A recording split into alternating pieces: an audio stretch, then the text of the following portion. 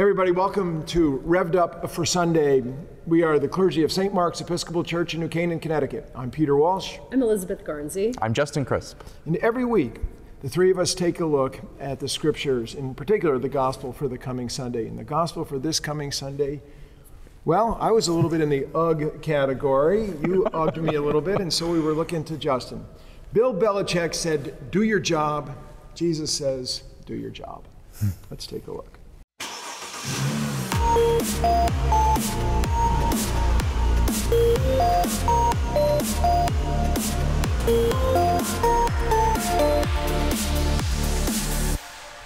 This is Luke 17, 5-10.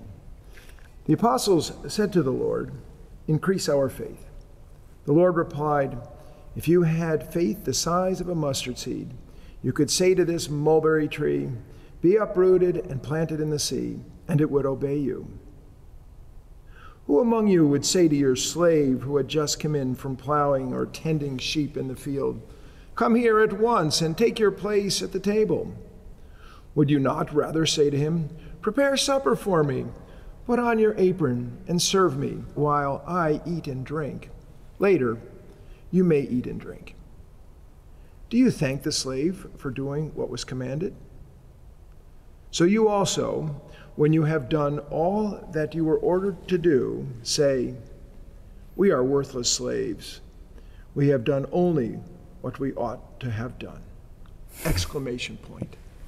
End of reading. Oh, wow. No, even the gospel of the Lord at the end of that. Since you brought up Bill Belichick, I'm going to out myself as a Bill Belichick fan, which is liable to get me fired from St. Mark's Episcopal Church in New Canaan, Connecticut, given the sports affiliations of the rector here. But anyway, since you started with Bill Belichick, and I'm the Bill Belichick fan, and I'm also the only one who can seem to stand this particular passage, why don't I give it a go? Give it a roll. I didn't say that, by the way. It was put upon me. Oh my gosh. We're off to a great start here.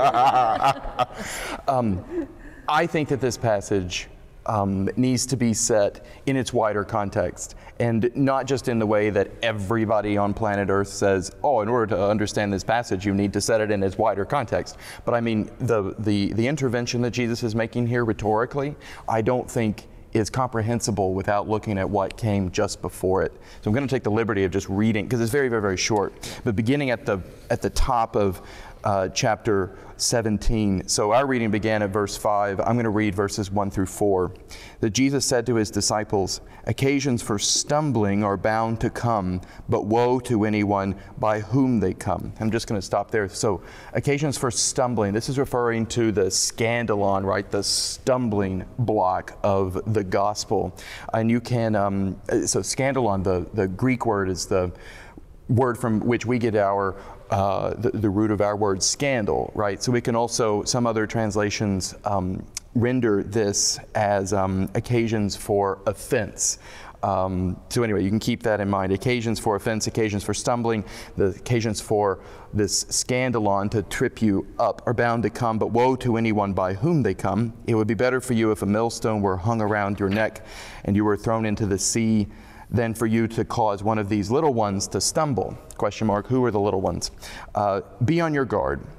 If another disciple sins, you must rebuke the offender, and if there is repentance, you must forgive. And if the same person sins against you 7 times a day and turns back to you 7 times and says, "I repent," you must forgive.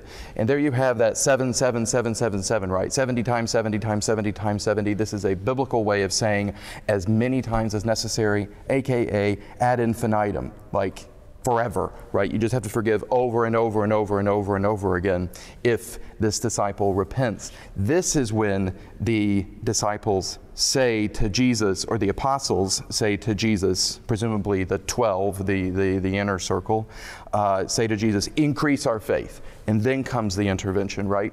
And so I think the response, "Increase our faith," it's motivated in one of 2 ways. One, perhaps the disciples are bristling at the idea that they have to forgive one another 70 times 70 times 70 times 70 times 70, aka an infinite number of times. Or, I mean, that's a hard thing, right? Jesus is pretty uncompromising about it. He's just pretty uncompromising. You got to do it. Perhaps they're bristling at that, and they're asking him, increase our faith. This is what you want us to do, increase our faith.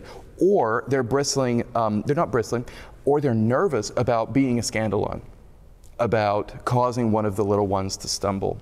And so they're asking Jesus, increase our faith so that we don't cause anyone to stumble, because he's just said the costs of that are pretty high. So it's coming from a place of nervousness, or from a place of like both nervousness and bristling against the difficulty of Jesus' teaching here.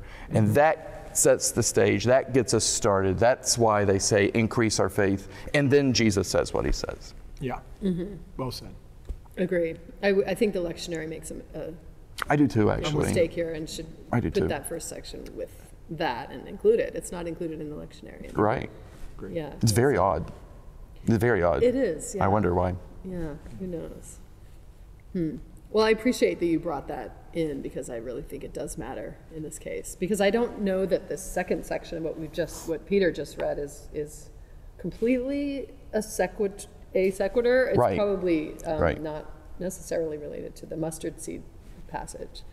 Anyway, I don't know, but I don't hate this part, the mustard seed. I mean, to me, it brings up some very warm and fuzzy memories of Sunday school, and we each got a little seed that you could barely see on your paper, and you had to use Elmer's, and mine always got sort of buried in the pool of white Elmer's, but you're supposed to glue it to a page and then draw a giant tree. It was a very sweet little story to tell. Yeah. But I don't know that Jesus here is talking about size. I mean, he does say the size of a mustard seed, but maybe he means the scale of a mustard seed.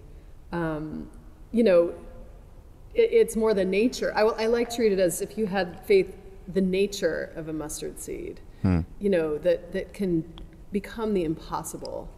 Because he says, be uprooted and planted well, first of all, it's impossible that a little seed without the power of God and the design of nature, that it could grow into an enormous mulberry tree, which may or may not be an actual mulberry tree, but sycamore, or whatever it's supposed to be, and be uprooted, which is ridiculous, by talking to it, and planted in the sea, even absurd.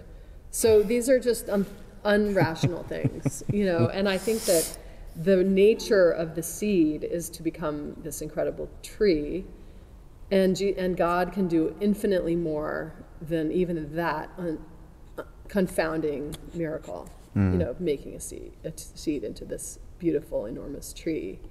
And we water, we tend, as Paul says, but God gives the growth.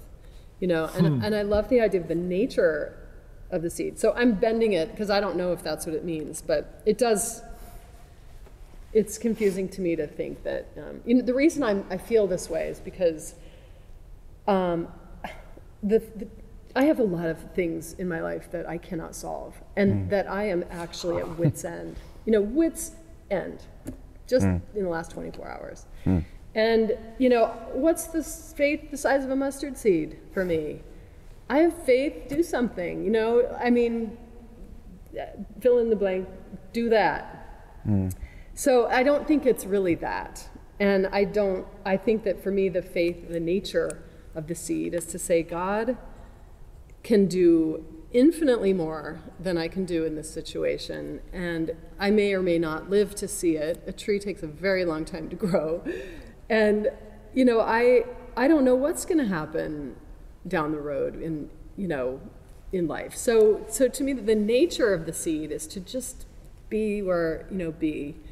Let myself be watered, let myself do my job, and carry on and have the faith that things will be okay. And we don't really know what that means, and we can't just solve it the way we want. But, I don't know if that's helpful at all. But I have to think that the faith gets you somewhere, and it at least makes it avails ourselves of the sunshine and the water that we need from God. And, I can't solve it. So think it is a stumbling block to say, if only you had more faith, you could solve those problems, or you would be healed, or that person wouldn't have died, or, it's not helpful to have this kind of a literal interpretation. So, wow. Just in response to that, didn't mean to lay on you at my bombastic outset that you didn't like the passage. Part of what we were referring to was the second portion of the passage. I did harumph at the second portion. You harumphed at worthless slaves or somewhere along there.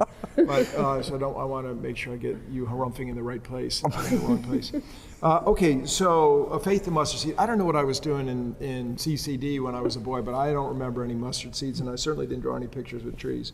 But anyway, I wonder what the heck was happening there at St. Thomas the Apostle. But anyway, just want to come back to this. So this faith, the mustard seed, is one of these logia that's very well known. But I want to pose a question to you too, because it's ambiguous. Does this mean, dude, you got zero faith?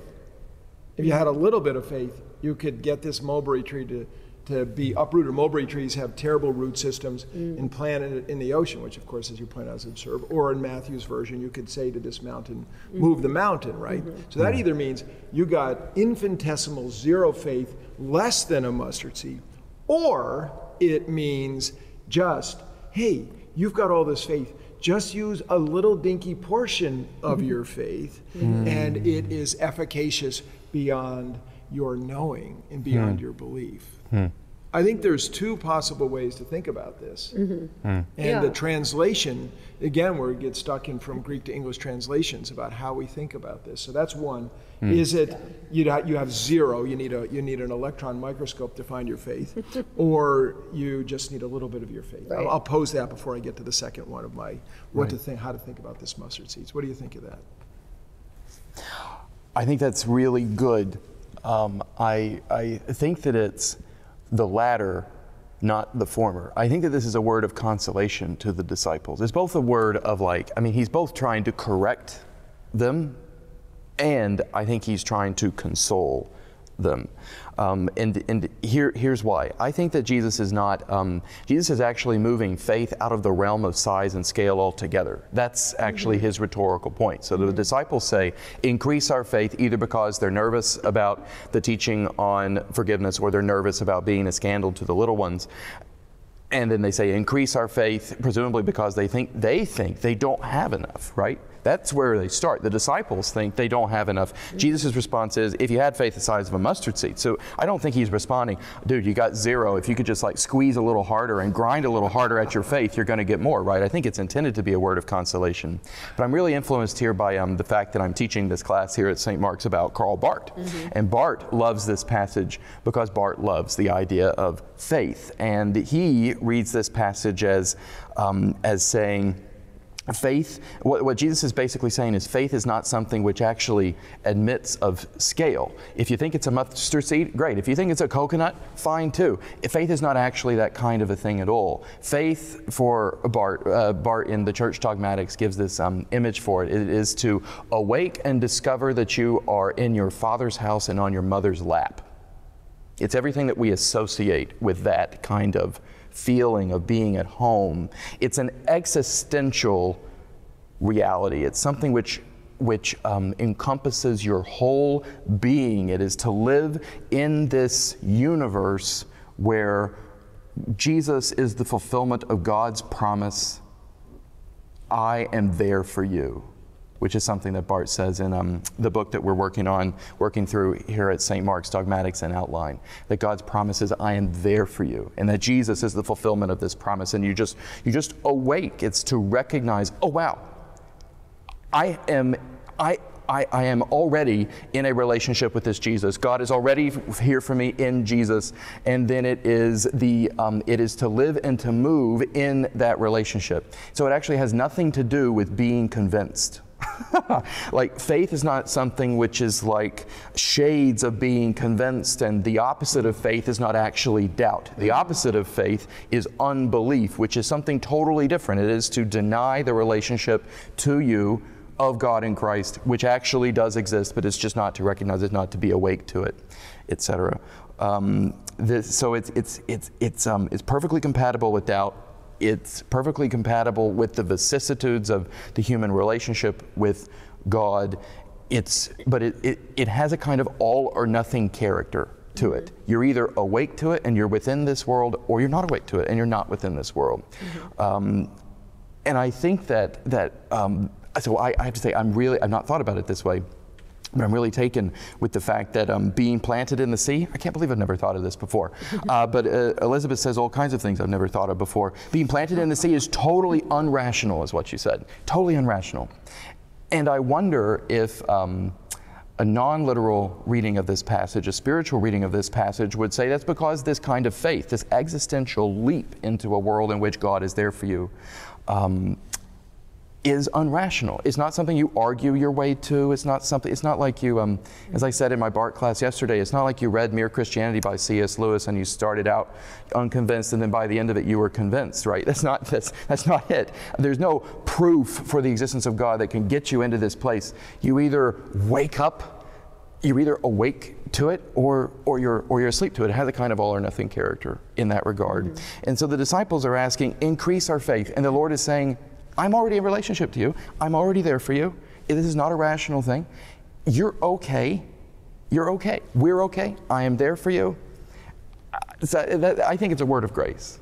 And so that's why if I had to put it into like 0 or, it's chastising the disciples because they've got no faith, or if Jesus is saying, even if you have just a little, it's going to work. If I had to put it in terms of scale like that, I would pick the latter. But I actually think that what he's doing is he's taking faith completely outside of scale. Super interesting. Yeah, wow. It is. I think Bart, you've just laid out something very elegant, and I think I've just said, I think he means the nature, if you had exactly. the nature of a mustard seed. So I think that we're on the same page with that. And, exactly. So is your nature of a mustard seed something like because the mustard seed is alive and you have an alive faith, or just say another word about nature of mustard seed? Well, I think as Justin has so well explained, it's more a state of our consciousness. Are we awake to the reality that we cannot see? And faith isn't an amount of faith, or it can't be quantified. It just has to be lived into and realized, and or gifted to you. I think it's an invitation, and so maybe they're asking the wrong question, and as Jesus likes to do, answers the way he wants to answer. But it's, to me, it's not how much faith they have or how little or 0, but what's the nature of their faith, and are they looking for whiz-bang miracles all the time, or can they just rest in the knowledge that they've been sent to do something, they're doing it, they may not see the results all the time. So you guys, you both work like amazingly hard, and so you don't have time to do a lot of different things, but if you were going to say to the people in TV land, there was some book somewhere, Paul in our world, Paul says more about faith and is probably we consider the Christian expert on the question of faith. But if someone out there was going to look to something that you might have read somewhere along the way about faith, to plunge into the articulation of theology of faith, you pointed toward Karl Barth. Is there anyone else that comes to mind where someone who's trying to understand faith might turn? Whew, there's a lot of books. Yeah. There's a fabulous new professor who I was blessed just recently to meet at Yale Divinity School, named Teresa Morgan. And Professor Morgan is a priest in the Church of England. She's a long time parish priest at a parish just outside of, or I think it's in Oxfordshire, but it's like right outside Oxford proper. Please forgive me, Professor Morgan. Not that Professor Morgan's listening to me on this podcast, but anyway, she's a long time priest associate, as we would call it, in the Episcopal Church there. But she taught at Oxford. She's come to Yale from Oxford, and her whole interpretation of faith is that faith is about trust.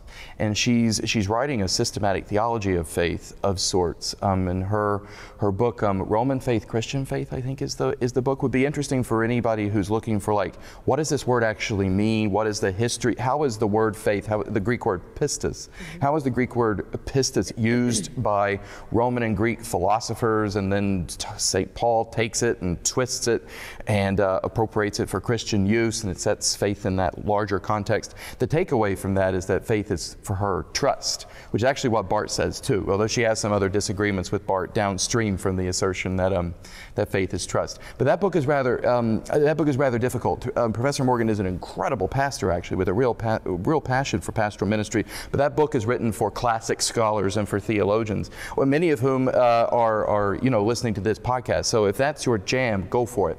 If that's not your jam, I would really say just chapter 1 of Dogmatics and Outline by Karl Barth is really, really gorgeous. A lot of the language is non-technical, and it's very, very short. It's like 4 pages on what it means to really turn over one's life to Jesus in complete and utter trust that he is going to be there for you, and that's the heart of faith, and this kind of all or nothing, being awake to it or not being awake to it way. I think the Barth is actually perhaps surprisingly more accessible than Professor Morgan's book, but Professor Morgan's book is totally fascinating if you're interested in the exegetical, the exegetical background of all of this talk about faith, whether in the Gospels or in Paul. Okay. Well, that's a great recommendation. I have centered my reading more on the practice of faith, I think, than the meaning of the word. And of course, in seminary, I did a lot of that reading, which is wonderful, but guided. That helps a lot. Yeah. But, I would say Thomas Keating, An Invitation to Love, is one of my favorite books because it was seminal for me in forming my own practice of contemplative prayer and things like that. And he talks about putting yourself in the pathway of faith, and faith being the direct communion with the divine. More of a state of being than, hopes and dreams or whatever other reductive thing I might say about it. But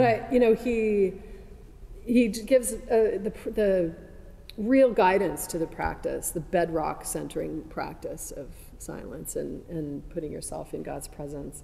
Another one, I always go to Cynthia Bourgeault for all of her books on silent prayer and stuff. But David Stendhal-Rast comes to mind today. I don't know why, but he wrote a book about gratitude. Gratitude is the heart of prayer. That's one of my favorite books. And I think gratitude is a great equivalent of faith because it puts you in a posture of, I didn't do this, someone else did, and I'm so grateful, and it's more of a disposition that you can practice. You can literally practice it every day, every night, every minute in response to things that are hard or great or, it's, I think, so for me, the faith comes more down to these ways you can enter into it, and it feels like a mystery, as Justin, you so well explained in the beginning of your comments, that it's awakening to the reality that you can't see.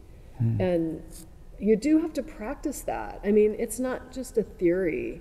You have to really do things that alter your consciousness.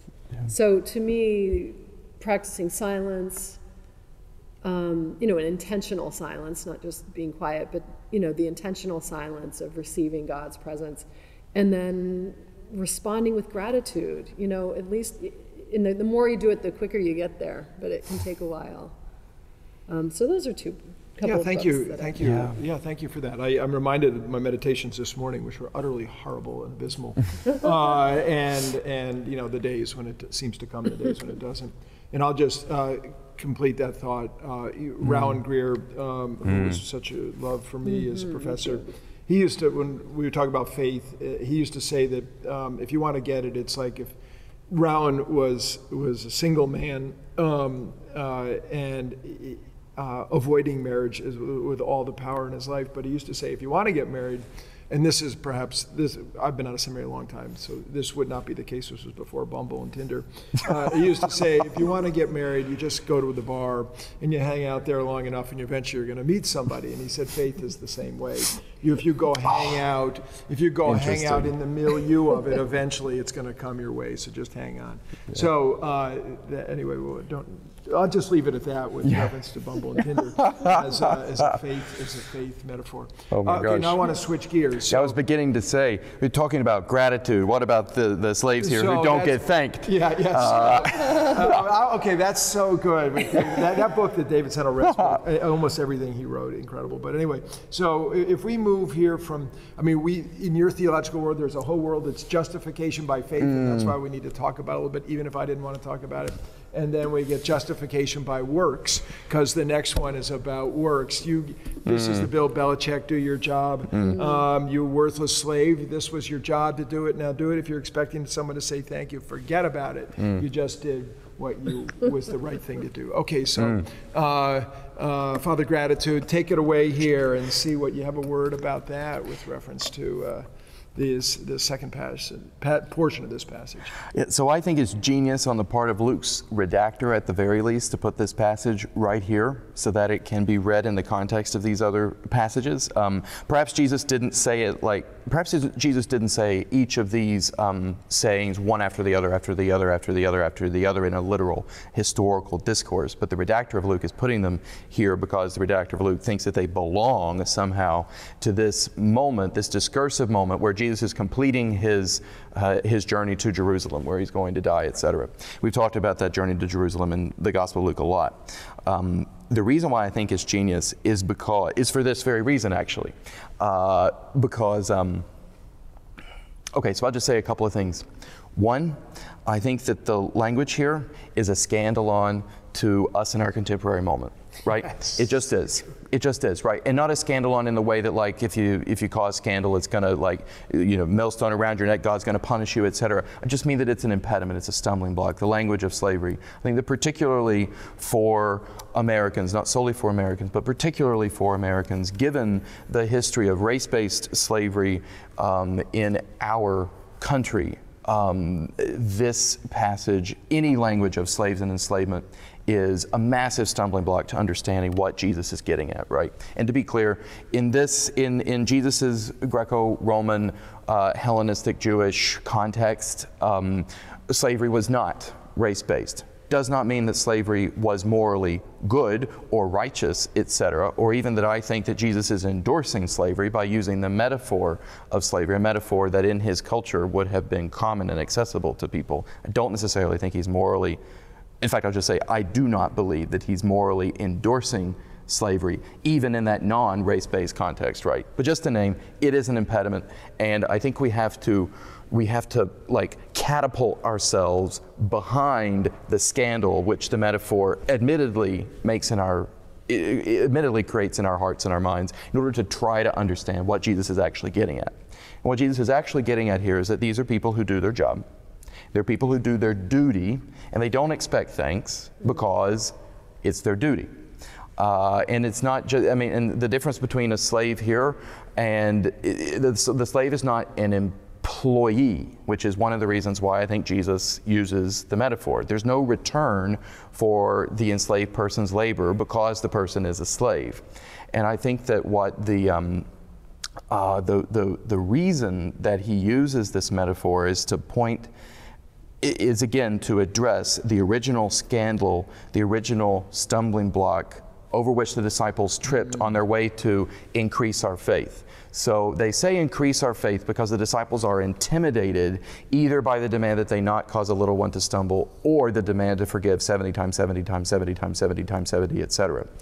And Jesus responds by saying, look, faith is not something that admits of degrees. It's being awake, right, to the kingdom of God, which he's going to go on to say later in this chapter or in the very next one, is among you, right? The kingdom of God is right here, right now. And if you're awake to it, this is just the natural way to be.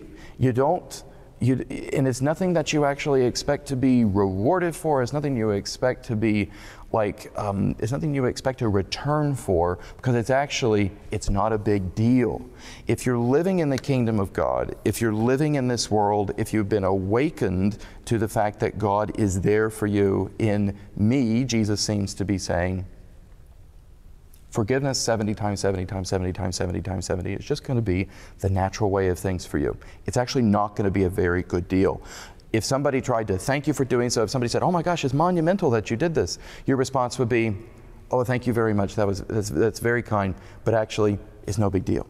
And I think in the context of this, like justification by faith, justification by works, it's interesting to me theologically that there's no reward, there's no return for the labor here, because that's a major concern of not just the reformers. Meister Eckhart in the medieval period was also concerned about this.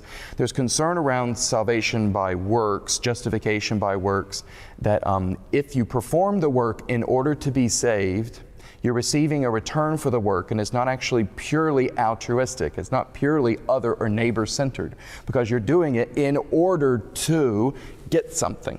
And so people like Eckhart struggle with this, mystics like Marguerite Perret. Luther doesn't invent justification by faith out of nowhere. He inherits all of those concerns about reward motivation, that you're going to do good because you're going to get rewarded by God with entrance into heaven, which would somehow make your good work self-serving, and so would make it not a good work.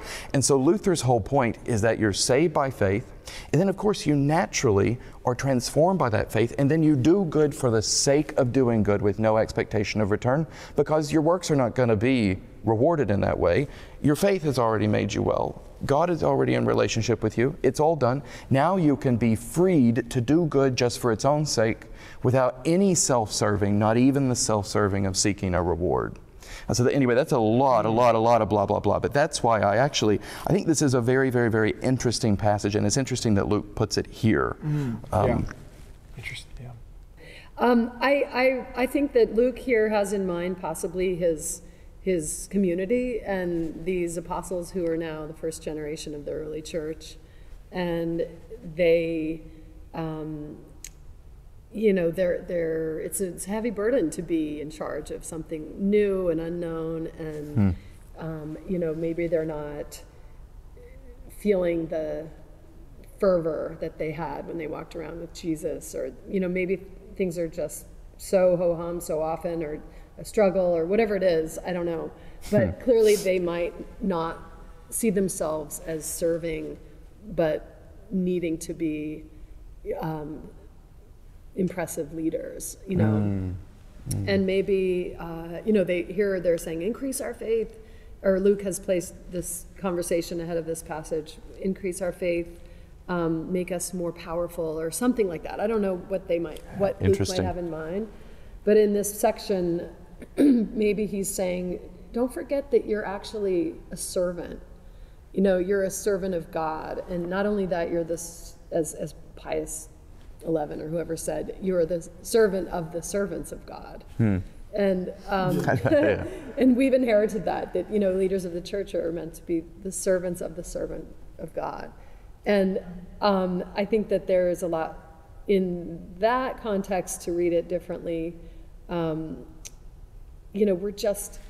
It might be hard, it might be exhausting, it might be thankless, it might be very low on the level of status, or even never be seen. You might work behind the scenes, but you're doing what you're supposed to do. You're doing what you ought to do, and you're keeping the house running. Not to draw on that slave metaphor, but there is no modern equivalent for the slave and master of this time and place. But I don't know. Somehow at the end, that last word, we are worthless. So when you have done all that you were ordered to do, you say, we are worthless slaves. We've done only what we ought to have done. Somehow I thought of Thomas Aquinas at the end of his life, who'd written his tomes of work and contributed so much and plumbed the depths of wisdom and thought and inspiration. And he says at the end, everything I've done is straw. Yeah. And, maybe he had it had that glimpse of what this means, that Yeah. you know, really he's still just a servant in the house of the Lord. Oh my gosh, I can't resist underlining that. That is so true. It's an incredible thing. I'll just say, I think the best works of theology are the ones which are unfinished, which gives me some consolation because almost everything except my dissertation is unfinished, and maybe everything except my dissertation will be unfinished. And my dissertation was only finished because it just had to be finished. So Thomas, had he kept writing at the speed and the pace at which he was writing, he could have finished it before he died. He absolutely could have finished it. He projected it out. He knew how much he had left to write, and he was dictating to his scribe at such a clip. He absolutely could have finished it. The finish line was in sight, and then he has this mystical experience, and he's like, "No, it's all straw." Wow. That's the mustard seed. Mm-hmm. So that is really, really, you've touched on something that has a great depth to it and is stirring. Yeah. You know, as we come to wrap this up, just a few closing comments. One is, I mean, we just need to just get used to the fact that the master-slave relationship is Jesus' favorite metaphor in Luke when he talks about domestic relationships. It's the favorite one. It's the one that's in there most, and it just is. I think when you first said this is an offense to us nowadays, I started to laugh. I was in a totally different place, which this is not about the participation trophy of the ninth grade soccer team, okay? Oh, yeah. This is not about the participation trophy. There's no trophy. Yeah, there's no trophy. There's no trophy here because you chased the ball around the middle school soccer field for half an hour and you touched it once, okay? Nobody cares. I got a lot to say about participation trophies, you can say. The next, you know, so how do we download this in our world? The third thing is downloading this in the world. Who among you would say to your slave who has just come in from plowing or attending the sheep in the field? And the answer to that is none of us. Right. None of us have a slave, and most of us are not plowing or tending any sheep. So already this thing arrives with us with a kind of like, huh? Right. And then, you know, also here, we've just gotten used to reading the gospel in the same way Jesus has used this relationship over and over. He almost always does the God of reversal and shifts it around. And so we keep expecting the things, you know, the master's going to serve the slave. There's none of that. So the irony here is there's no irony. He lands it flat. And so it's like, oh, kaboom, and you get hit like in the forehead with this Bill Belichick. What Bill Belichick says, when the defensive back doesn't cover the fastest guy in the other team and they throw a bomb and they lose in the last moment, and his response is he didn't do his job. It was his job to stop the guy from running by him and catching the ball in the end zone. It's your job to serve. Get used to it, that's your job, right? And I think that you can't finish it in any better place than your comment about humility. That if we had the beatific vision, if we saw the divine, if we knew what we were actually had faith in, and we knew it not in a mirror dimly, but in real life, we would be psyched to be a servant, and we would not be looking for gratitude for it. It would just be because the awesomeness of God would just make it all like, man, I can't wait to serve this Lord. So there it is. We got to wrap it up because we've been at this for 4 hours and 23 minutes, and you're 70 times 7 times 70 times 7. Still hanging in here with us. As I take my paper and flip it into the pew. So thank you so much for hanging here with us.